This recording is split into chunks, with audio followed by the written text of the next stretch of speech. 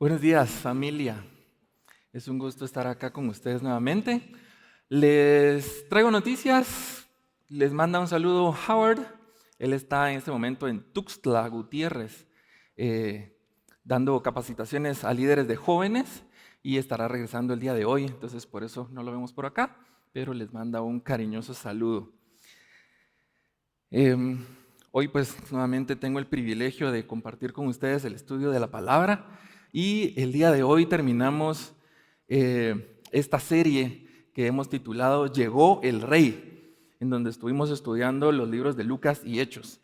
Todavía recuerdan que tenemos una lectura diaria de un capítulo de Hechos y todavía nos hacen falta algunos por completar, pero durante esta semana los estaremos terminando, ¿verdad?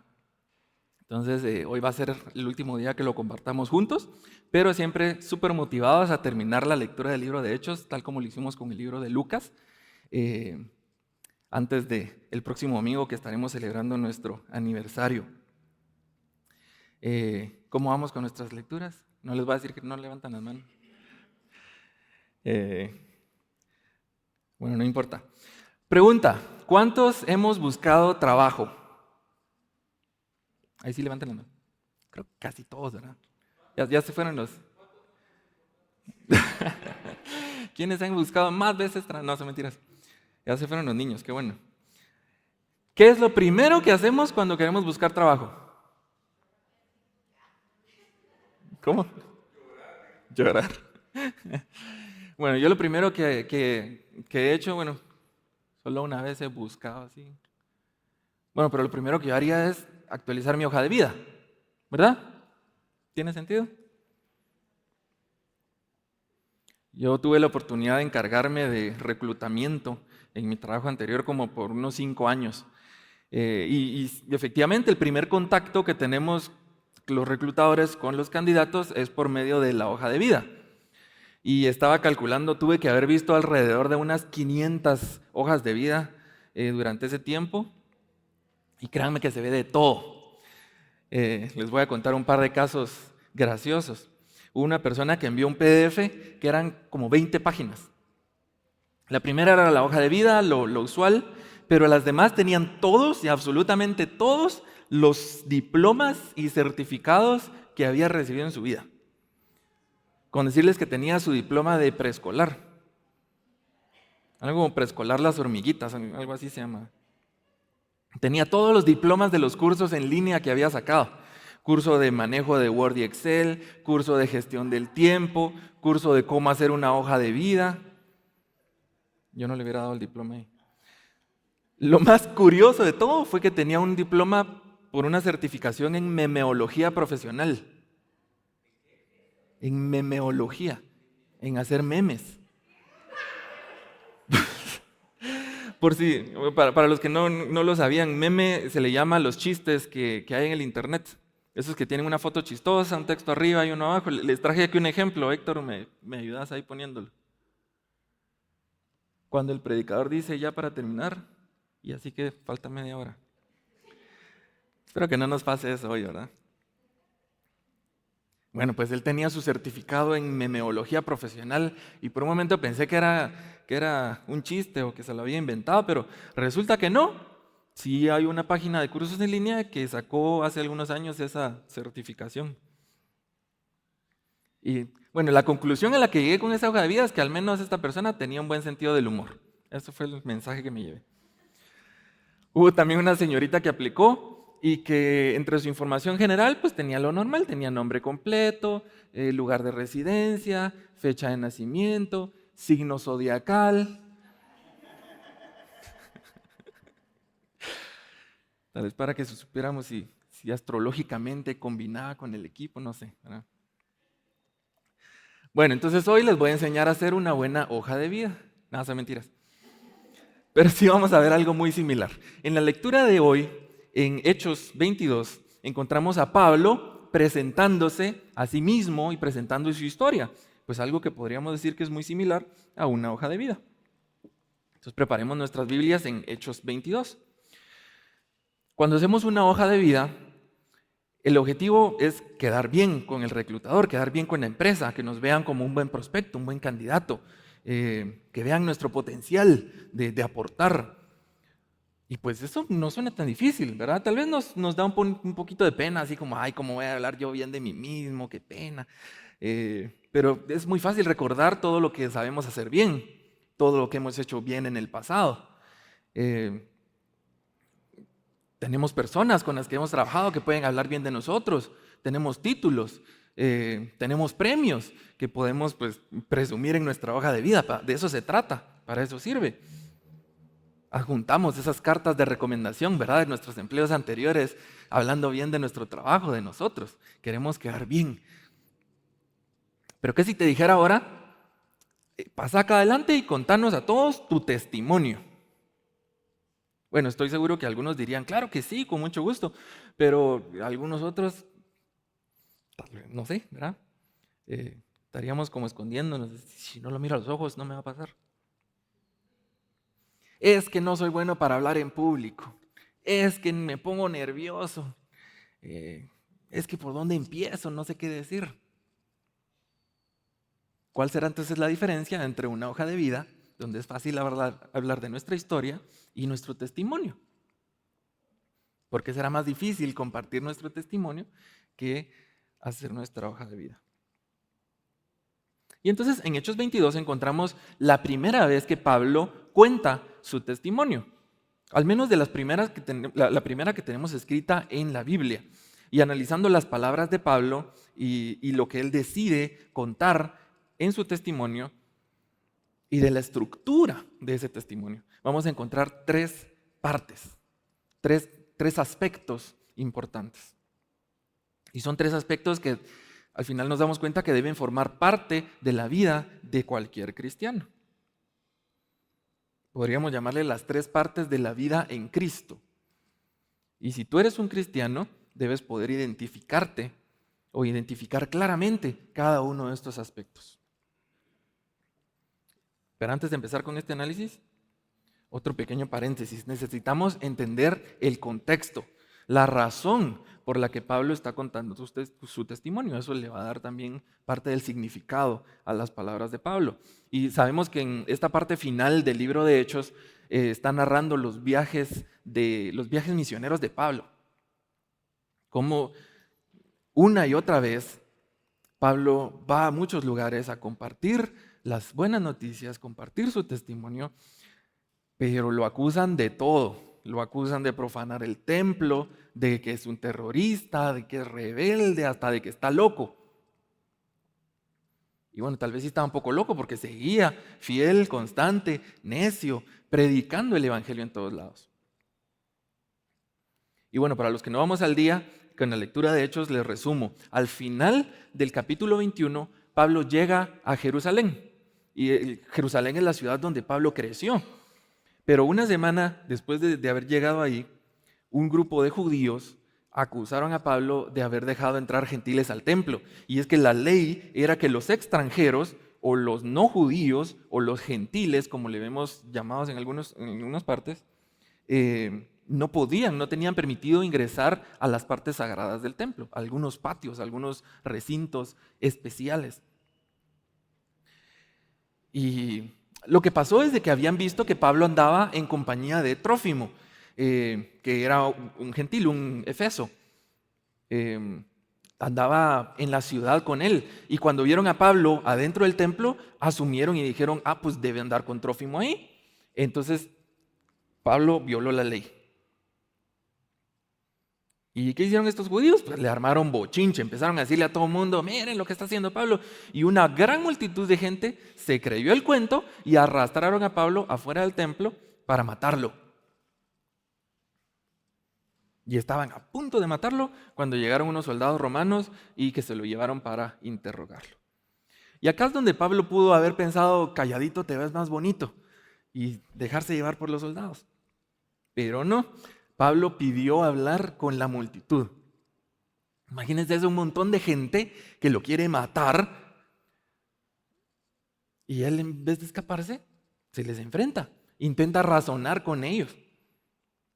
Ya ven que sí estaba un poco loco tal vez. Pues acá es donde empieza el capítulo 22, con Pablo presentando su testimonio, hablando con esta multitud de gente, exponiendo su hoja de vida a un montón de gente que quiere matarlo, casi como cuando uno aplica un trabajo, ¿o no? Entonces ahora sí vamos a ver 3 partes en el testimonio de Pablo que deben formar parte de la vida de todo cristiano. La parte número 1 es, este era yo y estaba equivocado. Del verso 1 al 5 del capítulo 22 encontramos a Pablo diciendo, este era yo y estaba equivocado. Dice el verso 1, varones, hermanos y padres. ¿Cómo que hermanos y padres? Si no eran los que lo intentaban matar hace un par de minutos.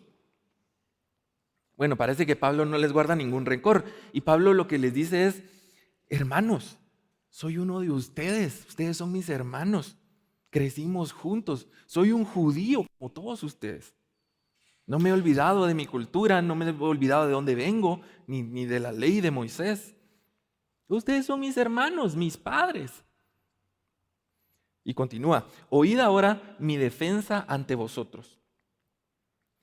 Versículo 2, y al oír que les hablaba en lengua hebrea, guardaron más silencio. Y aquí es interesante, ¿verdad? Pablo le está hablando en su idioma. Es otra forma más de decirles, yo soy uno de ustedes, hablo el mismo idioma que ustedes. Y por eso guardan silencio y prestan atención. Continuando, y él les dijo, yo de cierto soy judío, nacido en Tarso de Cilicia, pero criado en esta ciudad, instruido a los pies de Gamaliel. Todos en la ciudad de Jerusalén, especialmente si eran judíos, sabían quién era Gamaliel. Y no solo quién era, sino sabían lo que significaba haber sido educados por Gamaliel. La vez pasada les gustó cuando puse una analogía del fútbol. Entonces hoy les voy a poner otro ejemplo similar. Imaginen que viene un nuevo jugador de fútbol y cuando se presenta dice que fue instruido a los pies de Ronaldo. O que fue instruido a los pies de Messi. ¿Cómo creen que jugaría? Ajá, ¿verdad? Pues algo así era que Pablo dijera que fue instruido a los pies de Gamaliel. Porque Gamaliel era como el maestro de maestros de la religión judía y de las leyes judías. Pablo está diciendo, he recibido la mejor calidad de educación que hay acerca de la tradición judía. Era como que en su hoja de vida tuviera doctorado en la Universidad de Harvard, instruido a los pies de Gamaliel, estrictamente conforme a la ley de nuestros padres, celoso de Dios, como hoy lo sois todos vosotros. Celoso de Dios. ¿Y qué tan celoso, Pablo? ¿Qué tan dedicado, qué tan apasionado eras? Versículo 4. Perseguía yo este camino hasta la muerte. Acá el camino se refiere a Jesús. ¿Recuerdan? Jesús dijo, yo soy el camino, la verdad y la vida. Cuando Pablo dice, yo perseguía este camino hasta la muerte, se refiere a que perseguía a los que seguían el camino de Jesús, las enseñanzas de Jesús. Y Pablo dice, yo era tan dedicado a la ley de Moisés, así como todos ustedes, que yo perseguía hasta la muerte a los seguidores de Jesús. Continúa en el versículo 4, prendiendo y entregando en cárceles a hombres y mujeres, como el sumo sacerdote también me es testigo, y todos los ancianos de quienes también recibí cartas para los hermanos. Y fui a Damasco para traer presos a Jerusalén, también a los que estuviesen allí, para que fuesen castigados. Pablo está diciendo, yo era tan apasionado de la ley de Moisés como ustedes, y entiendo la razón por la que me tratan así. Él lo hubiera hecho de la misma manera, probablemente. Él perseguía a los cristianos hasta la muerte. Yo creía lo mismo que ustedes. Y nos encanta cuando aparece esta próxima palabrita en la Biblia, ¿verdad? Al inicio del capítulo, del versículo 6, ¿cuál es la primera palabra? Pero, qué belleza de palabra. Hasta acá, inmediatamente después de esta palabrita, pero, termina esta primera parte del testimonio de Pablo. Pablo diciendo, este era yo, esto creía yo, y estaba convencido de tener la razón, así como todos ustedes, pero ahora sé que estaba equivocado y que ustedes lo están también.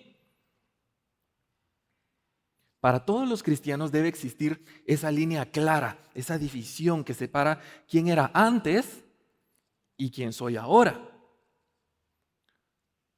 Recordemos 2 Corintios 5:17, ¿se lo saben? Lo acabamos de cantar. Si alguno está en Cristo, nueva criatura es. Las cosas viejas pasaron, y aquí todas son hechas nuevas. Así que tenemos que ser capaces de hablar acerca de nuestro pasado, de nuestra vieja naturaleza. Y así como Pablo, tenemos que ser capaces de decir, este era yo, y yo estaba convencido que lo que yo creía era la verdad, estaba convencido de tener la razón. Pero esto es lo que no es tan fácil, ¿verdad? Y hay un par de ejemplos, hay un par de situaciones. Si nacimos en un hogar cristiano y si hemos asistido a la iglesia desde antes de nacer, desde 9 meses antes de nacer, podríamos estar llenos de orgullo y decir, no, yo no era tan malo. Si yo siempre he creído lo correcto, siempre he sido un cristiano, siempre me he portado bien. Nunca he estado equivocado. O tal vez puede que nos cueste hablar de nuestro pasado porque sigue siendo nuestro presente, porque nunca pasamos por esa transformación. Nos cuesta hablar de quién éramos antes porque seguimos siendo esta persona y me voy a dar color. Pero cuando hemos tenido un encuentro cercano con Cristo, cuando hemos nacido de nuevo y cuando hemos sido hechos nueva criatura, con un corazón nuevo, con una mente nueva, cuando hemos sido llenos del Espíritu Santo y adoramos a Dios en espíritu y en verdad, pues debe existir esa clara diferencia entre quién era yo antes y quién soy yo ahora. Así que la primera parte que debe formar de tu hoja de vida como cristiano es, este era yo y estaba equivocado. Eso no lo pondríamos en la hoja de vida para aplicar al trabajo, ¿verdad? Quedamos mal. Pero a continuación viene el número 2. Y el segundo aspecto que debe formar parte de nuestro testimonio o de la historia de vida de todo cristiano es ¿qué hizo Cristo en mi vida? Lo que encontramos en los versos del 6 en adelante es lo que Cristo hizo en la vida de Pablo. Ojo, que no es lo que Pablo hizo. No es qué hice para cambiar, qué decisiones buenas tomé, no es qué libros leí, qué decisiones, eso ya lo dije. Pero es qué hizo Dios por mí. Es cómo Dios me hizo nueva criatura, cómo Dios me transformó, ¿verdad? Entonces, versículo 6. Pero aconteció que yendo yo, al llegar cerca de Damasco, como a mediodía, de repente me rodeó mucha luz del cielo y caí al suelo. Y una voz que me decía, Saulo, Saulo, ¿por qué me persigues? Yo entonces respondí, ¿quién eres, Señor? Y me dijo, yo soy Jesús de Nazaret, a quien tú persigues. Y los que estaban conmigo vieron a la verdad la luz y se espantaron, pero no entendieron la voz del que hablaba conmigo.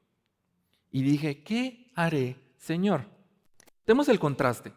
A mí me encanta ver estos contrastes en las historias de la Biblia. Si nos quedamos antes de esta palabrita pero, Pablo parece muy seguro de sí mismo, fuerte, asertivo, ¿verdad? Convencido de lo que creía y de lo que tenía que hacer como respuesta a sus creencias.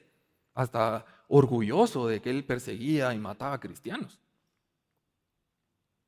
Tenía gente que podía hablar de él, gente de buena reputación que podía hablar de él. Pero ahora cuenta cómo cayó al suelo. Cómo no sabía, no tenía idea de lo que estaba pasando. No pudo ni siquiera reconocer al Dios a quien decía servir.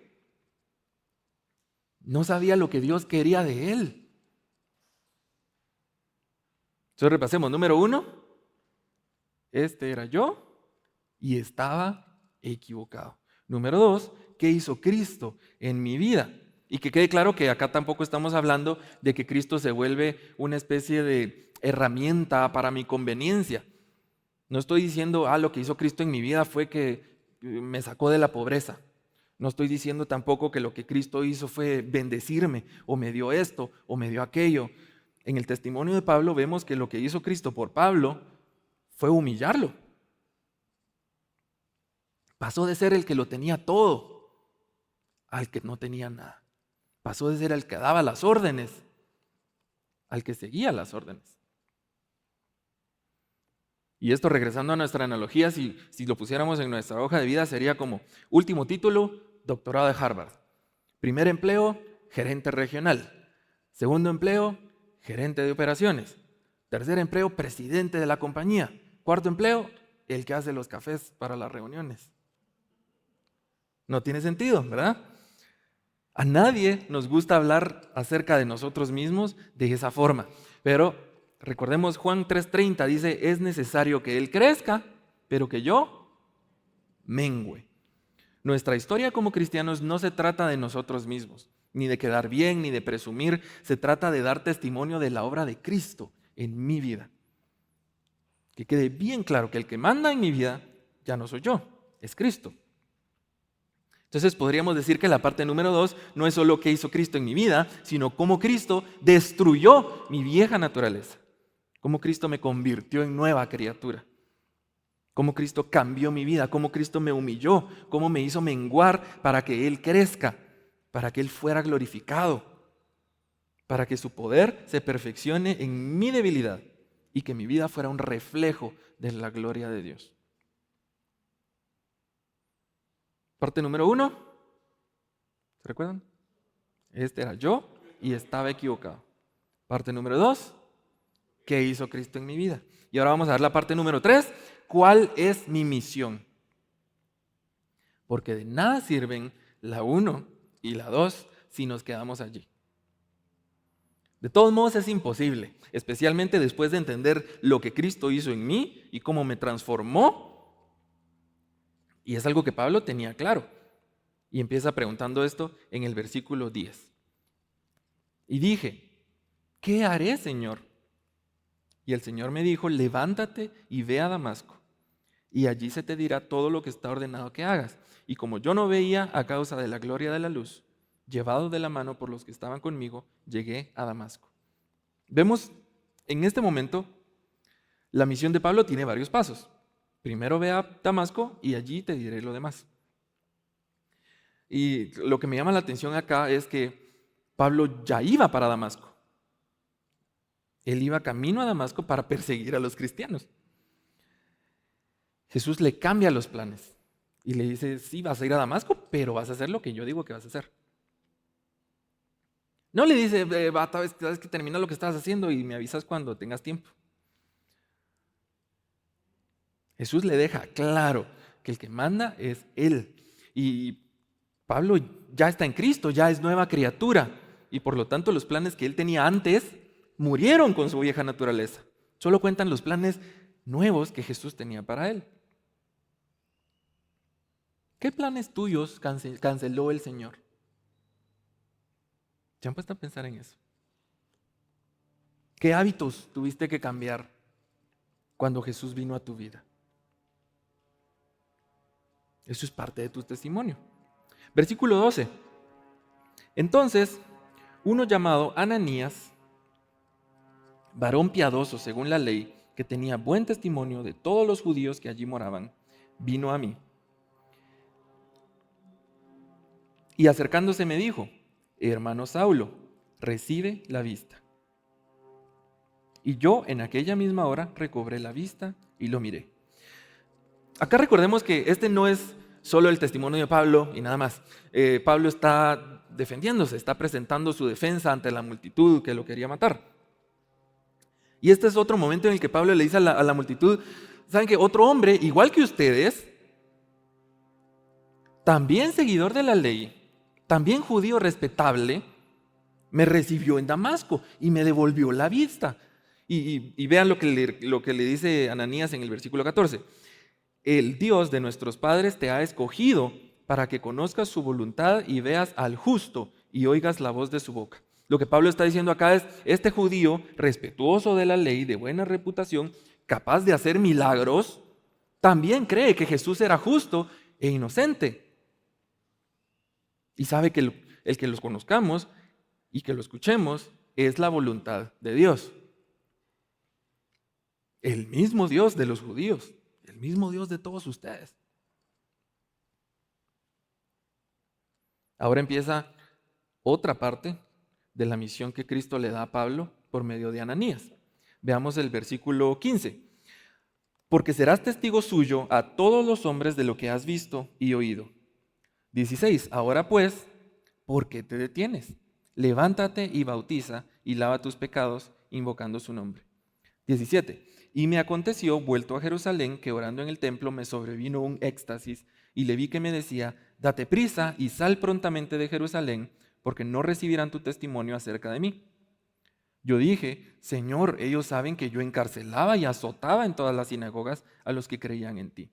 Y cuando se derramaba la sangre de Esteban, tu testigo, yo mismo estaba presente y consentía en su muerte y guardaba las ropas de los que le mataban. Pero me dijo, ve, porque yo te enviaré lejos a los gentiles.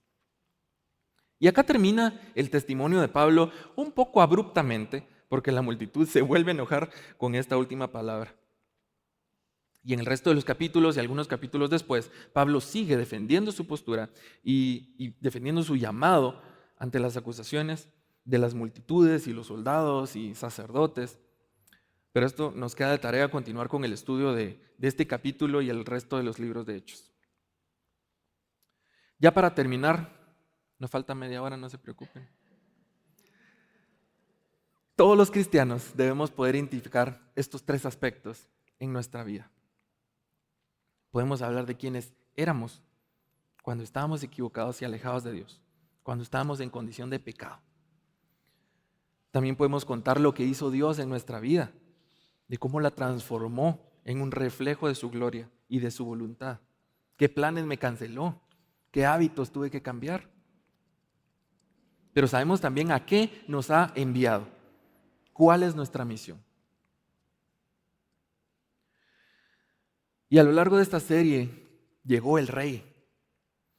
Hemos visto cómo Jesús vino a establecer el reino de Dios en la tierra y lo que significa ser un ciudadano del reino de Dios. Así que el mensaje que quiero que nos llevemos hoy es que después de haber entendido todo esto, no solo el testimonio de Pablo, sino todo lo que hemos estudiado en Lucas y Hechos, sabemos que la última parte de esa historia o de la historia de un ciudadano del reino de Dios es ir y es alcanzar a los que aún no lo son, los que aún no son ciudadanos del reino de Dios. El llamado es a salir, es hacer iglesia en acción, es ser testigos, es hacer discípulos, es compartir el amor de Dios con todos los que lo necesiten. Y eso incluye compartir nuestro testimonio. Así que hagamos eso con ánimo. Yo te quiero invitar a reflexionar en tu historia de vida. Más allá de lo que pondríamos en la hoja de vida, los títulos, capacidades, cualidades, piensa cómo Dios ha mostrado su amor y su poder en tu vida. Recuerda quién eras antes de que el Señor obrara en tu vida. Y lo más importante, pregúntale al Señor cuál es tu misión. ¿Por qué te hizo pasar por todo eso? Porque ese es el motivo por el que has pasado por todo lo que has pasado. El objetivo final no se trata de ti, de acumular más. Se trata de ser un reflejo de la gloria de Dios. Se trata de nosotros menguar y que Dios crezca. Se trata de que Dios perfeccione su poder por medio de mi debilidad. En Hechos 21, el capítulo anterior, antes que Pablo fuera a Jerusalén, algunos hermanos de la iglesia intentan advertirle que no vaya. No vayas, te van a atrapar, van a querer matarte. Le ruegan que no vaya. Pero veamos su respuesta en Hechos 21, versículo 13. Pablo respondió, ¿qué hacen llorando y quebrantándome el corazón? Porque yo estoy dispuesto no solo a ser atado, mas aún a morir en Jerusalén por el nombre del Señor Jesús. que se haga la voluntad del Señor. De eso se trata tu vida como ciudadano del reino de Dios, en que se haga su voluntad. Y ahora vean lo que pasa después del 22, después de que Pablo obedece al Señor y sufre por haber dado su testimonio. En Hechos 23, versículo 11. A la noche siguiente se le presentó el Señor y le dijo: ten ánimo, Pablo, pues como has testificado de mí en Jerusalén, así es necesario que testifiques en Roma. Así que no nos cansemos de anunciar las buenas nuevas, de sufrir por el Señor, de llevar el mensaje de salvación a todos lados. Oremos. Padre, te doy infinitas gracias por la bendición de poder estudiar tu palabra y este manual que nos has dejado para ser ciudadanos de tu reino, Padre. Te agradezco por el testimonio de Pablo, por cómo él nos enseña que vivir para ti es muy diferente que vivir para el mundo, Señor. Es dejar a un lado mis intereses, mis gustos, mi personalidad y ser obediente, Padre. Gracias porque en medio de la adversidad tú siempre nos muestras el camino y en medio de nuestra historia de vida hay un final que tú has preparado y es ese compartir las buenas nuevas con todo el que lo necesite, Señor. Te pido que nos ayudes a entender estos tres aspectos de nuestra vida. Ayúdanos esta semana a reflexionar en cómo tú has obrado en nuestras vidas, cómo tú has cambiado nuestros planes, cómo has cambiado nuestra naturaleza para convertirse en un reflejo de tu gloria, Señor. Y sobre todo, muéstranos cuál es la misión que tienes preparada para cada uno de nosotros, cómo vas a utilizarnos, cómo vas a usar toda esa formación que nos has dado, cómo vas a aprovechar nuestros talentos, cómo vas a fortalecer nuestras debilidades para tu servicio, Señor. Que podamos ir a nuestras casas el día de hoy, esta semana, y recordemos siempre que vivimos para ti y por ti, Señor. En el nombre de Jesús, amén.